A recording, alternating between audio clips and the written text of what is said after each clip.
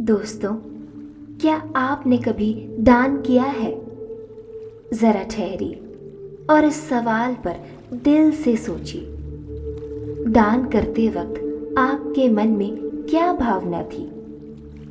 क्या आपने इसलिए दान किया कि बदले में कोई पुण्य या प्रशंसा मिल जाए, या इसलिए दान किया क्योंकि उस क्षण आपके भीतर करुणा जाग उठी, क्योंकि किसी की पीड़ा को देखकर आपका हृदय द्रवित हो गया? इसी बात पर स्वर्ग में एक दिन राजा और रानी हंस आपस में चर्चा कर रहे थे। राजा हंस ने अपनी पत्नी से स्नेहपूर्वक कहा, प्रिय, दान का यही गूढ़ अर्थ एक बार श्री कृष्ण ने बड़े ही सुंदर और सारगर्भित ढंग से अर्जुन को समझाया था। तो फिर से नमस्कार दोस्तों, नींद की प्याली चैनल में आपका हार्दिक स्वागत है।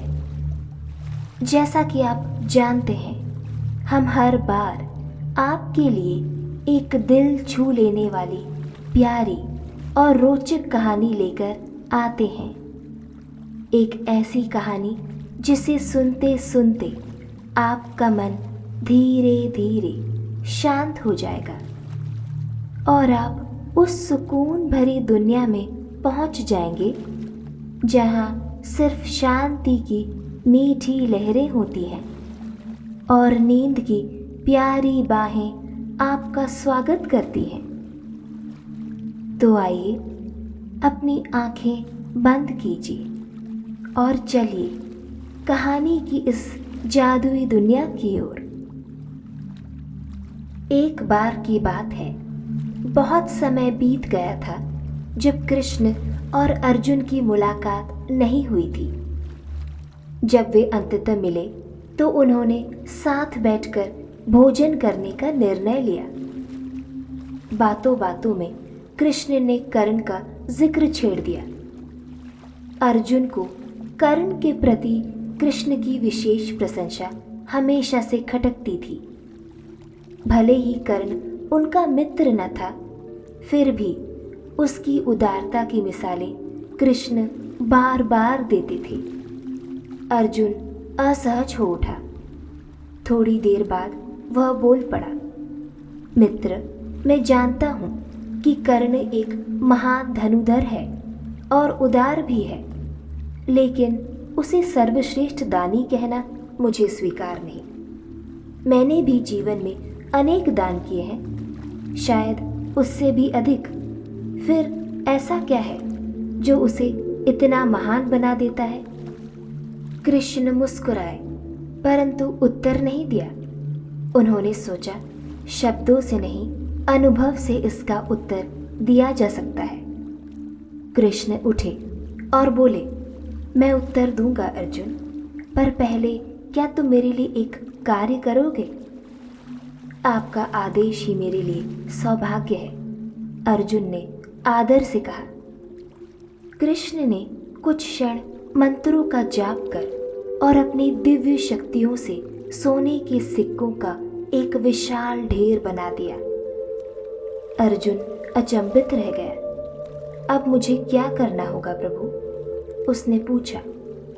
उस समी पर्वतीय गांव के लोग प्राकृतिक आपदाओं से पीड़ित हैं। कृपया यह सारा धन उन लोगों में बांट दो जिससे उनकी आवश्यकता पूरी हो सके। अर्जुन ने तुरंत स्वीकार किया। अपने सेवकों को आदेश दिया कि सभी ग्रामीणों को बुलाया जाए। अर्जुन ने स्वयं हाथों से सिक्के बांटना शुरू किया, परंतु हर ग्रामीण को देखकर वह उसकी स्थिति की परीक्षा करता। जो उसे ज्यादा पीड़ित नहीं लगता, उसे वह खाली हाथ लौटा देता। कृष्ण मौन खड़े थे, मुस्कुराते हुए। घंटों बीते। अर्जुन थक गया, पर हैरानी की बात थी कि सोने का ढेर लगभग वैसा ही था। अर्जुन थक कर बोला, मैं कल फिर से बांटूंगा, परंतु इस कार्य को किसी और को नहीं दूंगा। यह धर्म का कार्य है और इसे मैं ही पूर्ण करूंगा। कृष्ण मुस्कुराए और बोले, अब तुम जान गए अर्जुन कि क्यों कर्ण को सबसे बड़ा दानी कहलाया जाता है। अर्जुन चकित रह गया, पर मुझे अभी भी विश्वास नहीं हो रहा प्रभु। कृष्ण ने अपना चमत्कारी संकेत किया और पल भर में अर्जुन खुद को एक ब्राह्मण के वेश में कर्ण के महल में खड़ा पाया। कृष्ण भी साथ थे। कर्ण ने दोनों को देखकर आदरपूर्वक स्वागत किया। उसे ज्ञात नहीं था कि ब्राह्मण वास्तव में अर्जुन है। कृष्ण ने वही कथा दोहराई। गांव में आपदा आई है और लोगों को सहायता चाहिए। कृष्ण ने सोने के सिक्कों का एक बड़ा ढेर बना दिया और उसे ग्रामीणों में बांटने को कहा। कर्ण ने श्रद्धा से हाथ जोड़े और तुरंत अपने सेवकों को आदेश दिया कि 1 घंटे के भीतर सभी ग्रामीणों को महल के प्रांगण में बुलाया जाए। गांव वाले एकत्र हुए। कर्ण ने सबकी बातें सुनी और उनकी पीड़ा समझी और कहा, यह स्वर्ण प्रभु कृष्ण की कृपा है। तुम सभी जितना चाहो लेकर जाओ। सैनिक मार्गदर्शन करेंगे। शेष स्वर्ण में हम बांध बनाएंगे और जन कल्याण की योजनाएं शुरू करेंगे। तभी ब्राह्मण के वेश में अर्जुन आगे आया और बोला, राजन, आपने धनी लोगों को भी यह स्वर्ण दे दिया, क्यों? कर्ण मुस्कुराया। स्वर्ण मेरा नहीं था ब्राह्मण देव। मैं कौन होता हूँ उन्हें रोकने वाला? मैं कैसे जानूं किसने कितना दुख सहा है? जब देने वाला स्वयं प्रभु है तो हम कौन होते हैं सीमाएं बांधने वाले? जो चाहे जितना चाहे लेकर जाए। अर्जुन स्तब्ध रह गया। कर्ण ने ना तो स्वर्ण अपने हाथों से बांटा और ना ही श्रेय लिया। फिर भी उसके माध्यम से पूरे गांव को लाभ हुआ।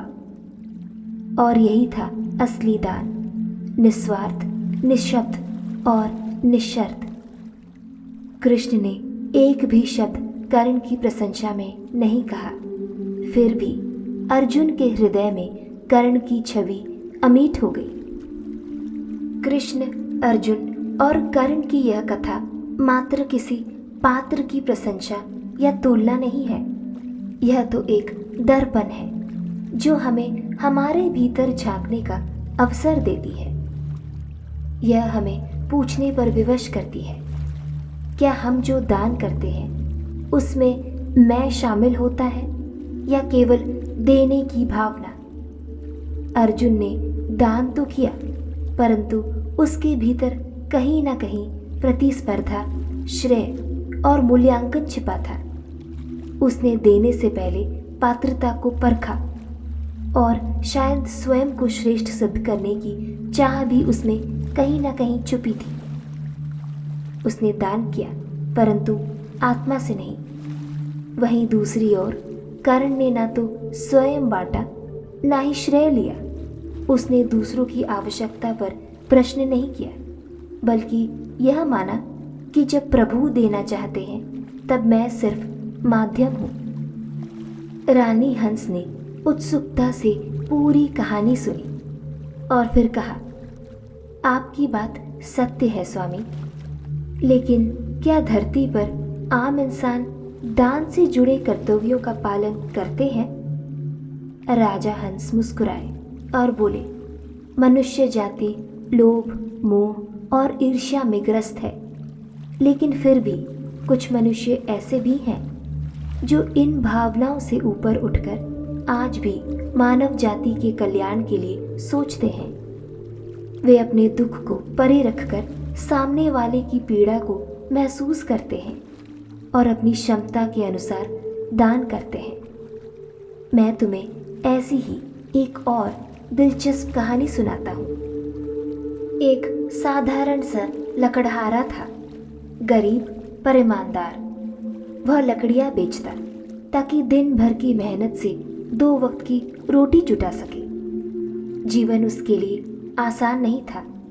हर दिन संघर्ष था और हर सांस में चिंता। एक दिन की बात है, वह गांव के हाट में लकड़ी बेचने गया था। तभी एक वृद्ध ब्राह्मण उसके पास आया। ब्राह्मण ने लकड़ी तो लेनी चाहिए, परंतु उसके पास पूरे पैसे नहीं थे।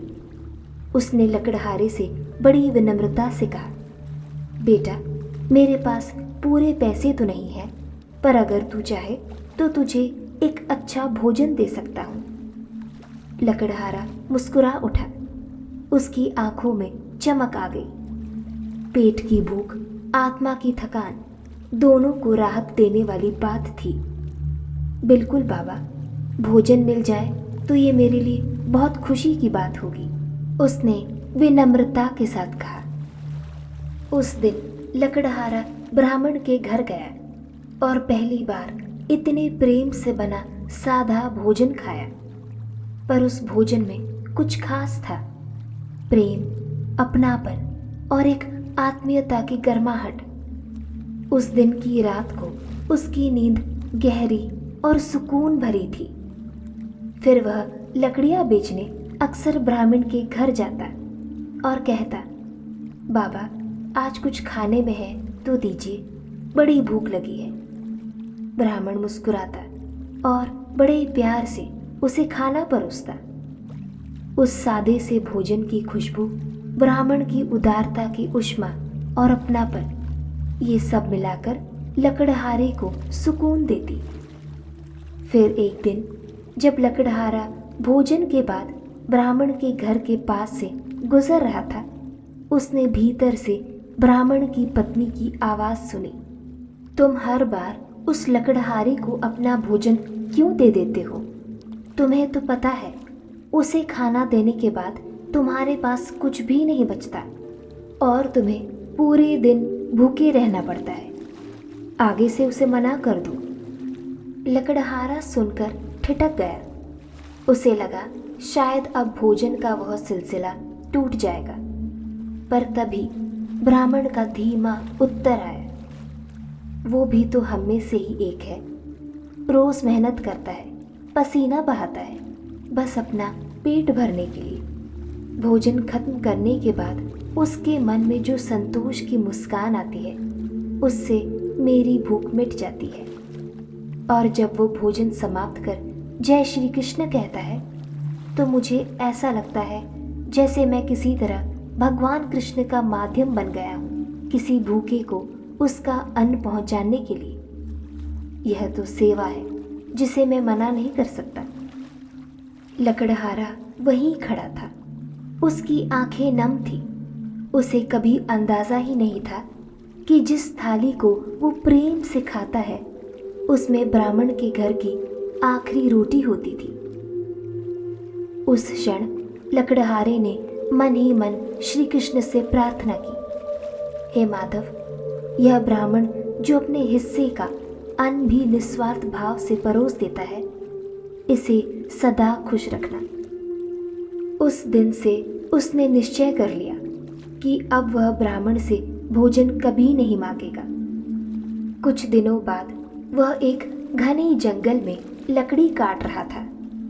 जैसे ही उसने एक भारी शाखा काटी, वह जमीन पर जोर से गिरा। अचानक एक क्रोधित स्वर गूंजा, कौन हो तुम? मेरी तपस्या भंग कर दी। अब मैं तुम्हें श्राप देता हूं, तुम एक काला कुत्ता बन जाओगे। लकड़हारा चौंक गया। उसके हाथ पांव कांपने लगे। पीछे मुड़कर देखा तो एक तेजस्वी और क्रोधित साधु खड़े थे। लकड़हारा तुरंत उनके चरणों में गिर पड़ा और कांपती आवाज में बोला, महाराज, कृपया करें, मैं तो एक साधारण गरीब लकड़हारा हूँ। अनजाने में मुझसे अपराध हो गया। कृपया अपना श्राप वापस ले लीजिए। मैं तो सिर्फ जीवन यापन के लिए मेहनत कर रहा हूँ। साधु का क्रोध धीरे धीरे शांत हुआ और वह बोले, श्राप तो निश्चित है, तुम एक काले कुत्ते का रूप धारण करोगे, परंतु मैं तुम्हें इसे काटने का उपाय बताता हूँ। तुम्हें ऐसे 2 लोगों के पास जाना होगा जो खुले हृदय से दान करते हैं। यदि वे तुम्हें भोजन प्रेम पूर्वक देंगे और तुम उस भोजन को ग्रहण करोगे तो तुम्हारा रंग काले से पूरा सफ़ेद हो जाएगा और तुम्हारा श्राप टूट जाएगा। तब तुम वापस मनुष्य का रूप ले पाओगे। कुछ ही समय में लकड़हारा एक काले कुत्ते में बदल गया। उसका मन भय, आशंका और आशा से भरा हुआ था। क्या कोई मुझे भोजन देगा? एक आवारा कुत्ते को कौन दान देगा? फिर भी उसे एक उम्मीद थी। उसने सोचा, सबसे पहले ब्राह्मण के घर चला जाता हूँ, वह अवश्य मुझे दान देंगे। वह चुपचाप ब्राह्मण के दरवाजे के सामने जाकर बैठ गया और हल्की आवाज में भौंकने लगा। ब्राह्मण ने खिड़की से झांका और देखा, एक भूखा कुत्ता, उसकी आंखों में करुण याचना थी। बिना एक पल गवाए ब्राह्मण बाहर आए और बिना कोई भेदभाव किए उसे भोजन परोस दिया। कुत्ते ने श्रद्धा से वह भोजन खाया और तभी चमत्कार हुआ। उसका आधा शरीर सफेद हो गया। अब बस एक और उदार दानी को खोजना था। एक दिन बाजार में उसने कुछ लोगों को बात करते हुए सुना। राजमहल में आज नवजात राजकुमार के जन्म पर राजा सभी को उदारता से भोजन बांट रहे हैं। जो भी महल पहुंचेगा उसे भोजन मिलेगा। यह सुनकर कुत्ता उत्साहित हो उठा। तुरंत दौड़कर महल के द्वार पर पहुंच गया। वहां प्रजा की भीड़ लगी हुई थी। स्वादिष्ट भोजन प्रजा में बांटी जा रही थी। कुत्ता उम्मीदों से भरा एक सेवक के पास पहुंच गया जो भोजन बांटने में व्यस्त था। उसने करुण आंखों से उसकी ओर देखा और इशारों में बताया कि वह भूखा है, पर सेवक ने जैसे उसकी उपस्थिति को अनदेखा कर दिया। वह दूसरे सेवक के पास गया, वही हाल। तीसरे, चौथे, फिर भी कोई ध्यान नहीं दे रहा था। घंटों बीत गए, पर किसी ने यह महसूस नहीं किया कि वह काला कुत्ता भी भूखा था और उतना ही इंसानियत का हकदार जितने कि बाकी लोग थे। आखिरकार एक सेवक ने उसे देखा। वह पत्ते में खाना परोसने ही वाला था कि पीछे से एक तीखा स्वर गूंजा, पागल हो गए हो क्या? एक कुत्ते पर खाना बर्बाद करोगे? यह तो राजा की उदारता का गुणगान भी नहीं कर सकता। लोगों को खिलाओ ताकि वे राजा की जय जयकार करें। यह सुनकर कुत्ता चुपचाप वहां से हट गया। उसकी आंखों में उम्मीद की जगह अब उदासी थी। उस दिन उसे पहली बार एहसास हुआ, दान वही सच्चा होता है जहां उसके बदले में कुछ पाने की इच्छा ना हो। उसने और लोगों से भी आस लगाई, कुछ दुकानदारों से, कुछ राहगीरों से, पर किसी ने उसे नहीं खिलाया। दिन बीतते गए। भूख से बेहाल वह कचरे से बचा कुचा खाना ढूंढने लगा। उसकी आशा धीरे धीरे टूटती जा रही थी। उसे लगने लगा शायद वह अब कभी मनुष्य नहीं बन पाएगा। अंततः वह श्री कृष्ण के मंदिर के द्वार जा पहुंचा। पहले वह भीतर जाकर दर्शन करता था, पर अब वह जानता था एक काले कुत्ते को भीतर जाने की अनुमति नहीं है। वह मंदिर के बाहर बैठ गया और बंद आंखों से प्रार्थना की, हे कृष्ण, अब मैं तेरे शरण में आ गया हूँ। मेरा दर्द तू समझता है। अब जो होगा तेरी मर्जी से ही होगा। इतना कहकर वह मंदिर के पास बैठे एक भिखारी के बगल में चुपचाप बैठ गया। अब उसमें इधर उधर भटकने की भी शक्ति नहीं थी। उसने पूरी तरह कृष्ण को समर्पण कर दिया था। कुछ समय बाद उसे एक कोमल आवाज सुनाई दी, खा लो दोस्त, तुम्हें इस रोटी की मुझसे ज्यादा जरूरत है। कुत्ता चौंक गया। पूरी दुनिया में से अंततः एक भूखे ने दूसरे भूखे का दर्द समझा। कुत्ते ने श्रद्धा और नम्रता से वह रोटी खाई और तभी एक दिव्य चमत्कार घटा। उसका रंग धीरे धीरे सफेद होने लगा और कुछ ही पलों में वह फिर से मनुष्य बन गया। राजा हंस ने आखिर में कहा, दान का मूल्य उसकी मात्रा में नहीं, उसकी भावना में होती है। एक छोटा सा दान भी यदि सच्चे मन से निस्वार्थ प्रेम से दिया जाए तो वह अनंत पुण्य का कारण बन जाता है। वहीं बड़ी से बड़ी भेंट अगर उसमें मैं का अहंकार छुपा है तो वह केवल एक लेन देन बनकर रह जाता है। सच्चा दान वही है जो बिना किसी अपेक्षा के दिया जाए, न प्रशंसा की चाह, न प्रतिफल की इच्छा, केवल दूसरों के दुख को अपना समझकर उसे मिटाने की सहज करुणा ही सच्ची उदारता की पहचान है।